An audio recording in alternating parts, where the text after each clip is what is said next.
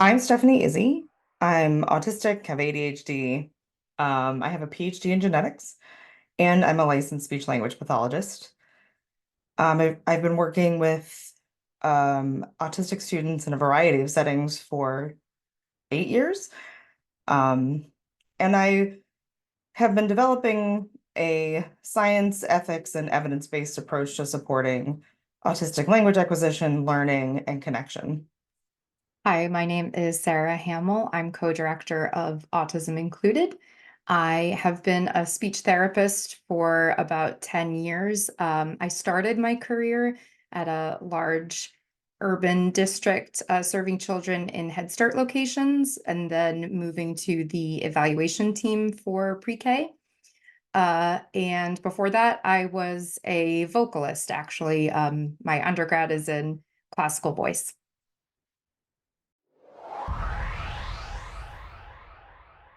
So we're a 501(c)(3) nonprofit based out of Rhode Island, focused mainly on improving equity and inclusion for autistic children, particularly in the early years.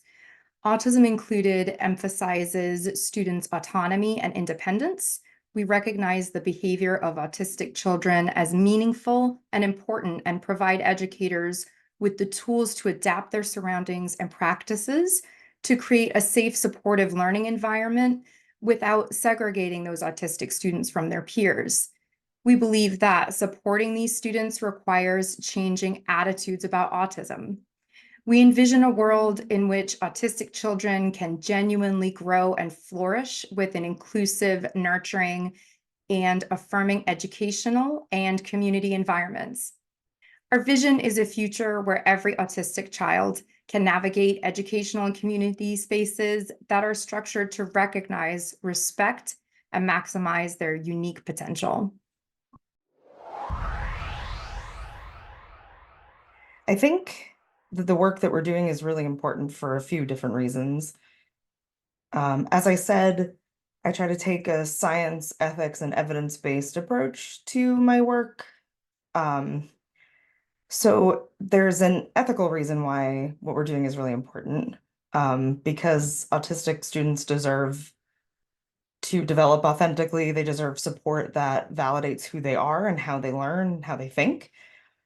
Throughout history, autism has been viewed as a deficit, and so the treatments and supports that were used and developed for autistic individuals were generally developed by non-autistic professionals. And most of them were designed to help autistic people look more neurotypical, look more like their neurotypical peers. These popular autism treatments are often designed to kind of change the traits that are inherently autistic. Um, and current research, spearheaded often by autistic researchers, um, is demonstrating that those sorts of approaches can lead to harmful effects for autistic individuals at worst, masking and anxiety and shutdown. And at best, they're just not effective measures of support for autistic students. Um, and that's backed up by science. It's hard to learn if you're feeling stressed. It's hard to, autistic students and children learn best in many of the same ways that neurotypical children learn, by playing and by connecting with other people and by exploring and trial and error. And they're often not allowed to do those things because they're doing those things in an autistic way.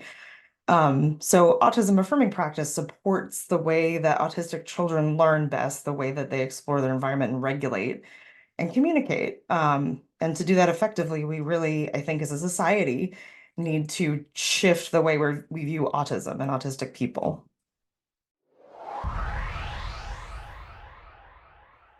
I am autistic, and I started working as a speech language pathologist in mostly schools and other clinical settings. Um, and as I worked with more and more autistic students, I had to unlearn a lot of what I was taught about autism, and how best to support autistic people. And so it kind of felt like I was alone for a little bit before I learned more and more about the neurodiversity movement. Um, but I knew as I started connecting with these students that the way that they were being supported, generally speaking, was not effective and again, off at times even harmful. And so I realized that for many of the autistic students I was working with, they were trying to connect and communicate in ways that were just kind of missed by professionals. So I started using communication and observation and leveraging the strengths of these students as a foundation of my practice as a speech therapist.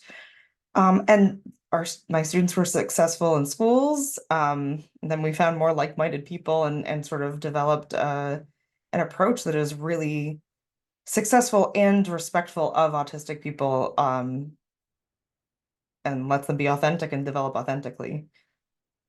What made me want to do this was seeing the stark disparity between how autistic and non-autistic children are treated. So in the Head Start location, which is for the general population, a 4-year-old would have a meltdown. They were met with love and compassion and support. In an environment for autistic students, 4-year-old has meltdown many times, it would lead to seclusion and restraint. So what I saw was one population would get one treatment and this other population would get this other treatment, unfortunately. And if folks are wondering if I reported that seclusion and restraint that I witnessed, I did.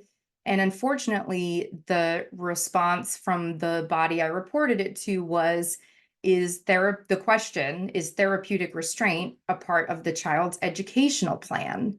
And the very fact that the phrase therapeutic restraint exists, I think explains a lot about why things need to change. We would never accept that idea for a non-autistic child, that it would be helpful to them to strap them to a chair, a thing I've witnessed many times, particularly in early childhood classrooms. And even when children weren't being restrained, I saw a lot of other problematic practices, such as using beloved comfort objects as leverage, as a tool to get the child to comply, like literally ripped out of their hands.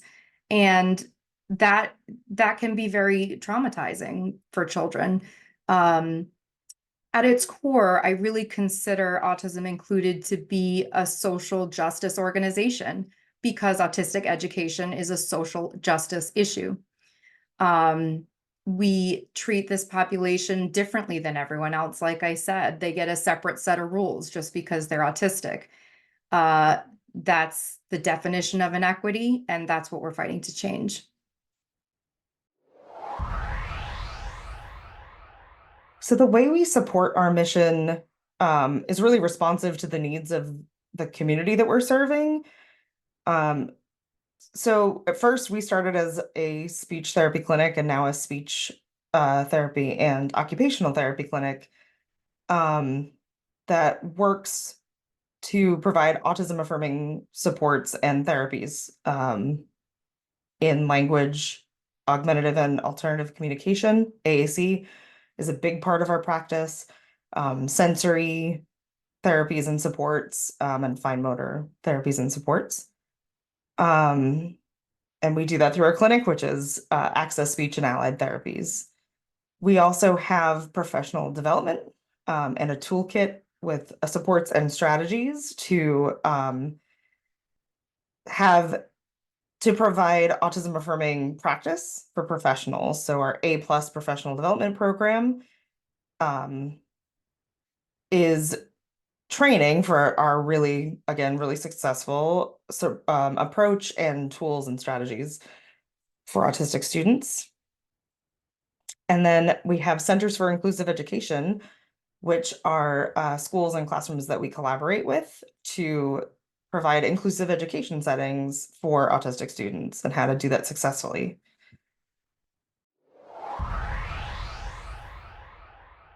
I think we're unique because of our focus on culture change through relationships and coalition building. When we work with a child, we work with the family. When we work with a school, we work with everyone from direct support staff through the administration, not just on teaching them specific autism affirming practices, although that's obviously important and necessary, but also encouraging deep reflection and sometimes challenge to their attitudes and underlying beliefs about autism and what autistic children need. Our organization is led by autistic and neurodivergent professionals who understand autism not just on a clinical level, but intuitively. Um, our supports, frameworks, and interventions don't try to change the autistic child. Instead, we focus on communication and relationships-based supports that will allow that autistic child to thrive in a way that's also authentic. We hope you enjoyed our content today. The work we do wouldn't be possible without the help of our incredible volunteers and donors like you. To donate, scan the QR code on the screen or text "Include Me" to 53555. You can also donate through our website, autismincluded.org. While you're there, you can learn more about our mission, programs, volunteer opportunities, and explore our growing collection of information and resources. Thank you, and hope to see you soon.